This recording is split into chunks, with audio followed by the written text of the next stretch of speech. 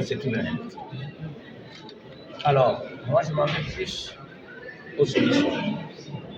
D'abord, nous avons dit que la première solution pour pouvoir faciliter cette relève ou cette participation, cette inclusion, si vous voulez, féminine au numérique, c'est la formation.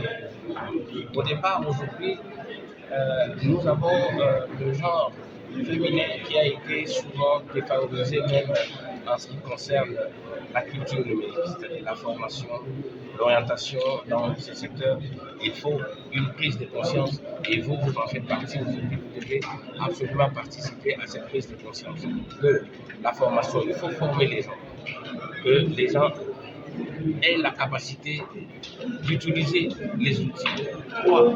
Il faut également investir sur la connectivité parce que le numérique va de pair avec la connectivité. Aujourd'hui, la connectivité elle est trop faible en ce qui concerne la participation en milieu rural, surtout, et même en milieu urbain. Nous avons beaucoup de femmes qui n'ont pas, si vous voulez, accès à l'Internet. Alors, c'est compliqué dans ces conditions de développer le numérique. Et enfin, j'allais dire en ce qui concerne les usages applicatifs, aujourd'hui, la tendance est haussière, elle est à la hausse, dans ce sens qu'on voit de plus en plus l'intérêt, le choix des usages, des applications et consorts par le genre féminin. Mais tout cela, encore une fois, passe par la prise de conscience, passe par la formation et passe par les opportunités qu'on doit donner également, n'est-ce pas, aux femmes de pouvoir être des chefs d'entreprise, des startups, pour pouvoir développer également des activités. Une dernière question, Monsieur le Ministre. Digitaliser l'économie et les sociétés africaines. Avez-vous pensé à la femme rurale? Cette femme-là qui a aussi besoin de l'émergence, mais qui a encore difficulté à s'adapter au numérique, à ce nouveau système de travail numérisé. Qu'est-ce que vous avez prévu pour mettre à jour ces femmes-là? Bon, le problème du numérique en milieu rural ne concerne pas que les femmes. Le problème en milieu rural concerne d'abord avant tout les infrastructures. Aujourd'hui, en milieu rural, nous avons beaucoup d'infrastructures, notamment des connectivités. Et l'effort doit être fait et est en train d'être fait pour accéder à cela. C'est pourquoi vous avez suivi récemment, il y a un programme présidentiel qui est exécuté par le gouvernement de 145 territoires. Eh bien, ce programme de 145 territoires a un volet qui est lié à la connectivité, c'est-à-dire amener la fibre optique en milieu rural, amener d'autres moyens alternatifs en dehors de la fibre optique, la connectivité satellitaire ou autre en milieu rural. L'objectif, c'est de pouvoir amener l'utilisation, l'échange et la conservation de la data en milieu rural. Mais comme je vous ai dit, cela passe avant tout par la mise en place des infrastructures qui afférentes. Et si l'État commence, eh bien, l'État est également en train d'encourager les privés parce que ce sont des secteurs qui nécessitent de gros investissements. Et donc, les seuls investissements publics ne suffisent pas.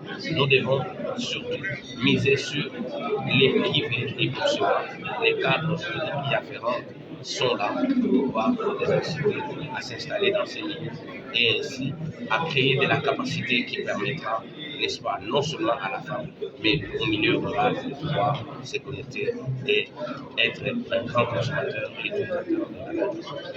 Merci. Je suis du Burkina Faso. Je suis expert en nouvel âge du système d'information. Je suis expert en transformation digitale et je suis le directeur général de la société Africa. D'accord. Alors, merci d'avoir en tout cas posé cette question. À travers ADES 2022 et à travers les différentes communications qui ont eu lieu durant ce panel, nous avons pu observer qu'effectivement, en République démocratique du Congo, il y a problème d'avancer au niveau en fait du numérique. Nous avons pu noter qu'il y a un problème d'infrastructure de communication, il y a un problème d'info de communication. C'est-à-dire qu'il faut mettre tout ce qui est prévu de communication en place pour permettre le développement du numérique. Donc, le développement du numérique va passer dans un premier temps par les prérequis, tout ce qui concerne les infrastructures de communication. Donc, je vais citer par exemple le déploiement des réseaux fibre optique, l'interconnexion des différentes administrations du pays et l'interconnexion des différentes régions du pays. Donc, c'est en cela que vous pourrez maintenant. Alors, à l'endroit de la population congolaise, je dois dire que le numérique, c'est le levier sur lequel on doit s'appuyer pour faire un pas en avant. Vous savez que dans le concert des nations, pour que l'Afrique puisse apporter sa part, il faut passer par le numérique. Et aujourd'hui, le numérique, c'est une solution transversale, c'est une solution qui va permettre d'accélérer la croissance, qui va permettre d'accélérer tout ce qui est mobilisation des recettes, ça va permettre également aussi d'apporter une justice sociale. Donc, je voudrais dire à la population congolaise que vous n'avez pas à hésiter. Le numérique, c'est votre affaire, vous devez vous l'approprier pour pouvoir aller. Je pense que de manière générale, déjà ce qui était bien, de manière générale, ce qui est bien, c'est que la vérité, ou plutôt l'apprentissage efficace, vient du choc des idées. On a eu des gens de différents opinions qui ont chacun partagé leur vécu, leur expérience, mais surtout, finalement, ce qui va se passer, c'est qu'on a suscité chez nous certaines réflexions. Et là, on est dans un cas où il y a les idées et puis là, comment on adapte l'idée au contexte du pays. Et quand on analyse très bien comment nous, en Afrique, en général, nous avons fait nos évolutions, je vais prendre un exemple très intéressant. On connaît le téléphone fixe et après le téléphone portable. Les Européens, surtout dans le monde occidental, tout le monde a eu un téléphone fixe et après ils sont passés au téléphone portable. Nous, en Afrique, on est directement allé, dans la majorité des cas, au téléphone portable.